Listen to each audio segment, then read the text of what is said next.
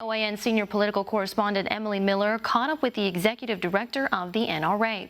Chris Cox says it is vital to keep Hillary Clinton away from the White House if we want to preserve the Second Amendment. Hi guys, so I'm here with Chris Cox from the NRA. Chris, why are the NRA members so important in an election? Well, we represent millions of people all across this country, average Americans who are law-abiding, peaceful people who want to have an impact. They want to have their voice heard. We just have the honor as representatives of the NRA, like last night, to speak on their behalf. And the reason they're so important is it's a critical voting bloc. It's tens of millions of people who believe passionately in this freedom and go out and they participate in the democratic process. So we're excited. We have a very critical message, a very critical election year, and what we do between now and November is going to determine the type of country we live in. The stakes are very high.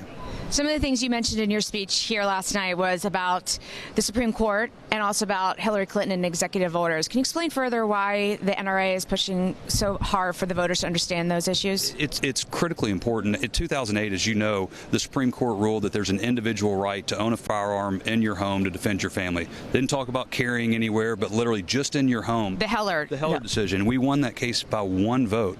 And in February, constitutional freedom suffered a major loss with Justice Scalia's death. And so now there aren't 5 votes on the Supreme Court right now for the basic right to own a firearm. Now, Hillary Clinton, in a moment of honesty, a rare moment of honesty, told the truth about what she feels like about that case. She said the Supreme Court got it wrong, said Heller was a terrible decision, and with Ginsburg saying that she looks forward to a future, wiser court coming back and overturning the Heller decision, it couldn't be more clear. The Second Amendment literally is on the ballot in November because of not just the one Justice Scalia seat, but potentially up to 2 or 3 more.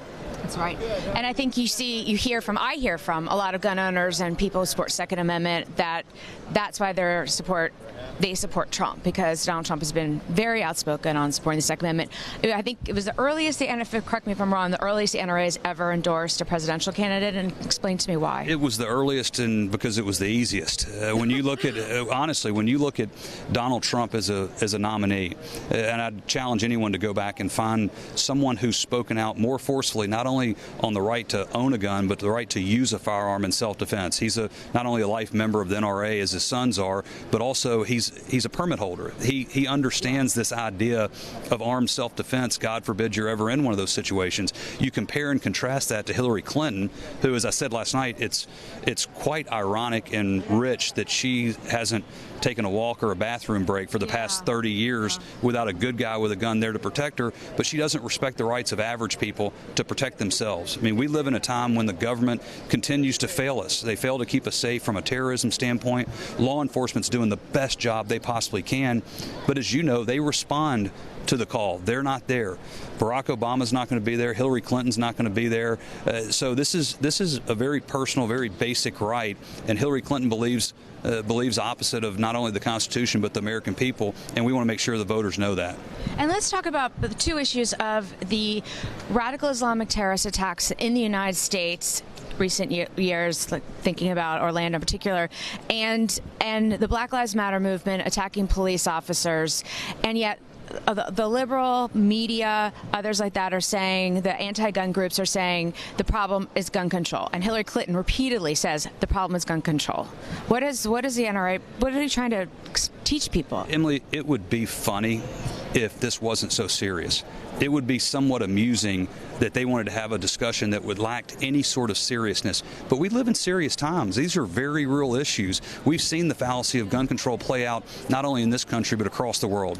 We saw it in Paris, where they have some of the strictest gun control laws in the world, but terrorists still got full autos and hand grenades. You saw it in Brussels. You saw it in San Bernardino. California has Hillary Clinton and Barack Obama's wish list. It's their gun control utopia, and it didn't stop it there either. The truth is, radical Islamic terrorists, that's a hate crime waiting to happen.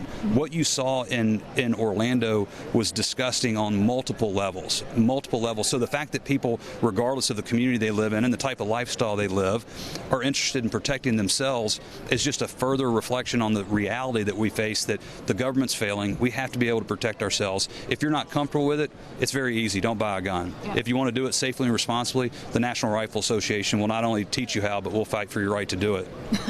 That's great. Thank you so much, Chris. Thanks for your time. Emily, always good to be with All you. right. Thanks. Well, back to you guys in San Diego. Thank you.